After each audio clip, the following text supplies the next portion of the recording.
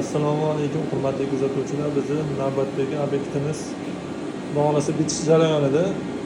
Bitish jarayonidan bitta video qilib qo'yapmiz. Ko'rib turibsizlar, hali ishlar to'liq bitgani yo'q. Chala joylari bor. Lekin bizning ishimiz tugadi. Ya'ni mana shu ko'rib turgan metal kovurlarning asosiy bitta bu katta shit, bitta uni 3 fazali glavniy shitlarni biz qildik. Kalitlari bor ekan. Germetik shit bo'ldi. Mana hozir uyda ustalar ishlayotgani uchun invertorda chiqishini uzib qo'yganmiz. Sababi invertorga birorta zarar yetmasin deb uzib qo'ydik chiqishini. Davlat tokidan olib turibdi uy.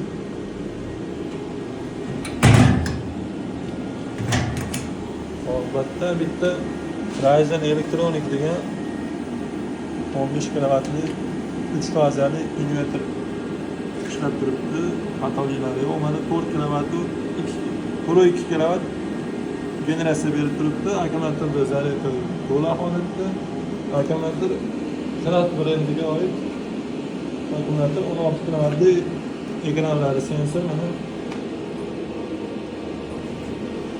bunaqa akkumulyatordan ikkita qo'yilgan.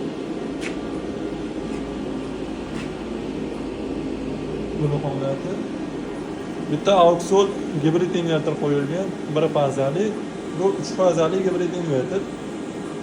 Hop, bu Auxol invertorda shiti.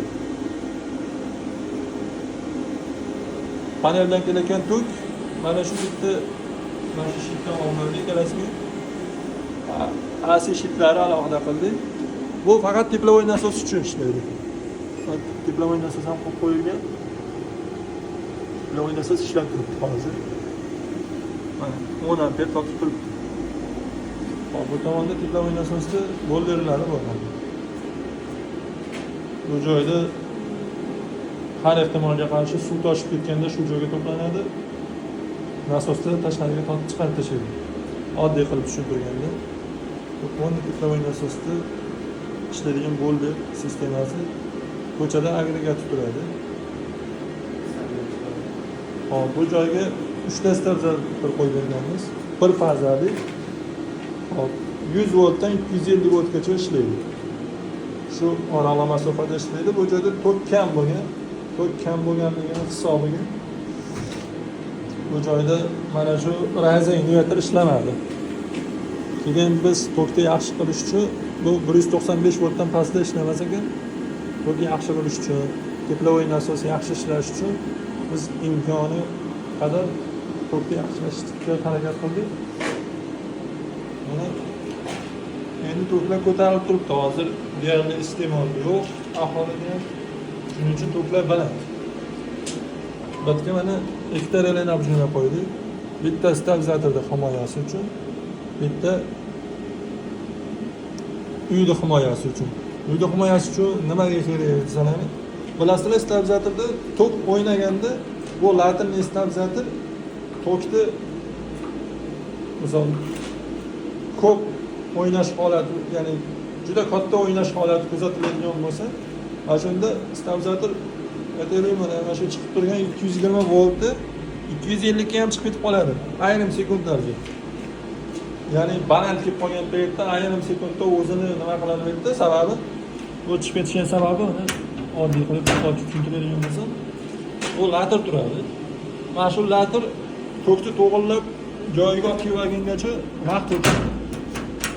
Shuni hisobiga bitta zadeshka bo'ladi. Bu texnikalarga zarar bo'lish ehtimoli bor. Shuning uchun biz buni mejdu faza, ya'ni fazalar orasidagi kuchlanishni 390 volt qildik. Balandini, pastini 365 volt qildik. Ya'ni mana shu oraliqdan o'tib ketib qolsa, bu avtomatik uydagi ponni nagruskalarni uzadi. Xo'p, bu avtomatimiz uyda asosiy glavniy toklarga qo'yilgan. Mana bu teplovoy nasosda glavniy toki. Bu uydagi svet o'chib qolganda ham zarurati bo'lmaydigan toklarni asosiy glavniylari. Bu shitda shu svet o'chib qolsa ham ishlaydigan qilib mana shu rene напряжениyadan tok olingan. Ya'ni svet o'chib qolsa ham uyda svet o'chmaydigan, ya'ni doimiy o'chmasligi ta'minlangan texnikalarda bu aylanib turib mana shu shitga boradi. Bu bizning ishimiz emas, boshqasi qo'yib bergan.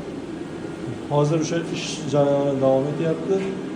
Silovoy kabel tortildi. Bu kabelcha 16 lega qizish ehtimoli kuzatilyapti. Shuni hisobiga 35 ga almashtiryapmiz. Sababi mana shu stabilizatordagi kuchlanish yoki boshqasidagi liniyada 5 kilovatdan katta quvvat bo'lganda 180-170 ga tushib ketyapti. Shuni hisobiga mana shu kirayotgan amper bu joyda 20 amper bo'lsa, bu joyda tekislangan, to'g'ri kuchlanish chiqqani uchun bu joyda 5 amper hosil bo'lib qolyapti-da. Ya'ni bizga 5 amper 220 tok kerak bo'ladigan bo'lsa, bu mashinasini stabilizator to'g'ri qilib chiqarib berish uchun bu joyda amper ko'tarilib ketyapti. Amper ko'tarilishi bu mana shu liniya simlarini qizishiga olib kelyapti. Shuni hisobiga buni biz 50 amperga qo'ydik. 50 amperdan o'tgandan keyin uyni to'xtatadi. Vaqtincha to'xtatadi. Buni ham 50 amperga qo'ygan. Bu 40 amperda turibdi. Ya'ni har bitta fazadagi kuchlanish 40 amperdan o'tib ketganda bu ham to'xtatadi. Xo'p, yana bu joyda to'liq bitgan videolarni chiqaramiz. Biz ko'rishni davom etinglar.